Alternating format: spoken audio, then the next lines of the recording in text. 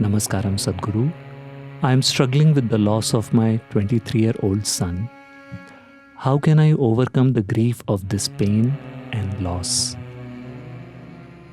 Once upon a time, there was a woman.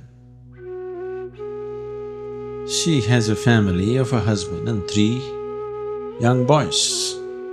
One day, her husband died. She became very grief-stricken. Naturally, when one person who is dear to you dies, the remaining few that are left for you, you tend to cling to them harder than before. So she hung on to the 3 children as her life. And the eldest boy died after a year. She became even more desperate and clung on to the 2 little boys who were left. And a year later, the second one died. Now the one and only one left, she clung on to him like dear life. And today, this boy died. She just couldn't bear it anymore. She lost her mind completely with grief, unable to bear it. She took the little boy's body in her hands and went to Gautama, the Buddha.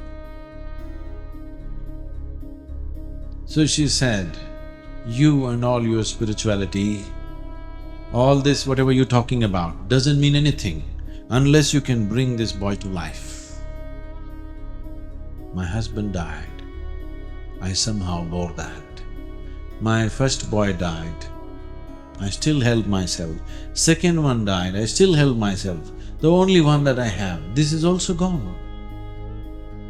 If you are real, you must prove now by bringing this boy to life."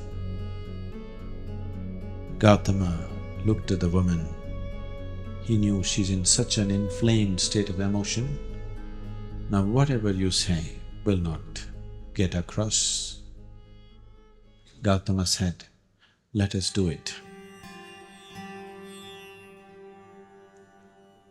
He said, "Go out into the village. From a house where there has been no death, from such a house, get me a few sesame seeds. I will put your boy back to life." The woman carrying the boy's body went from house to house, looking for a house which has not known death. As she went from home to home, desperately hoping that she will find one, after being through the whole town, she realized there had not been a single home. Then she came down. She did what she had to do with the body. Then she came and sat in front of Gautama and said, "Now it doesn't matter," and sat down to be there with him right through her life. What is it that happened to her?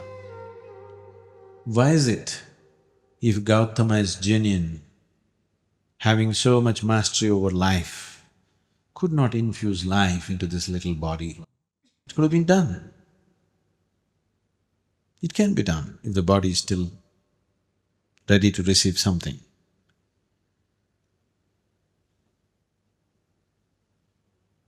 There are too many stories from the West about raising the dead. Repeatedly, whenever happened anything around Jesus, when people accused him of miracles, he clearly said, "It's not me, it's you." On a certain day, Jesus was walking through a town. As he was walking through the town, he heard some ugly noises in the gutter. He just went and looked into the gutter. There he found a man rolling in filth. Out of his compassion, he got down into the gutter, pulled the man out, and then wiped his face. Then he saw, he said, "Hey you, what are you doing in the gutter? You had leprosy and I healed you. with my miraculous powers. And now what are you doing in the gutter? The man was totally drunk and has fallen in the gutter and rolling in filth. That man said, yes, you healed me of leprosy, so I'm now trying to have a good time. Jesus thought this guy was better off with leprosy. This filth that he's gotten into now is worse than the disease that he had. At least he had humility, now he's lost that also. With regret, he walked on. When he came to the market square, there he found a man is harassing and tormenting a prostitute who is well beyond her years. He went and stopped this nuisance and he looked at him and said, hey you are blind and I gave you vision, what are you doing? That man said, yes, I was blind, you gave me vision, now I'm trying to enjoy the beauty of the world. Jesus hung his head in regret. This guy was better off blind. He left the town and he was just leaving the town and walking out. There he found a man preparing to hang himself from the tree. It got the noose and getting ready to hang. Out of his compassion, he again ran towards the man. That man looked at Jesus running towards him and said, not you, not once again. You know who he is? That was Lazarus. So whatever you think is a miracle, whatever you think is a miracle is coming from a certain state of misunderstanding of life. One day a rich man invited a yogi to his house. In India, when somebody builds a new house, they usually invite a sage or a saint to bless their house. The yogi came to their house, they welcomed him like a king, treated him like a king, they worshipped him, and then both the husband and wife came and said, please bless us.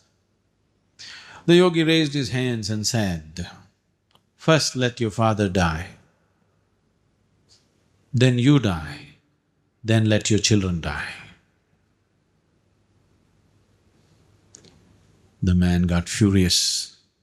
You fool, we treated you like a king, we fed you well, we worshipped you, and now when I ask for a blessing, first you want my father to die and then me to die and then my children. What is this nonsense? The yogi was surprised. He said, what did I say wrong? Is it not good if first your father dies, then you die, and then your children die? This is the natural order of life. If suppose your children die first, that is not good. Or you die before your father, that is not good. If your father dies first, then you die, and then your children die, it's good. Everything is going good, isn't it? Yes?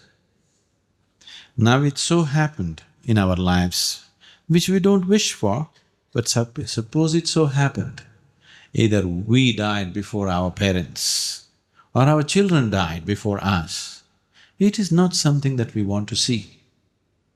It is not something that anybody wants to see. But if such a thing did happen, how do I go beyond this grief?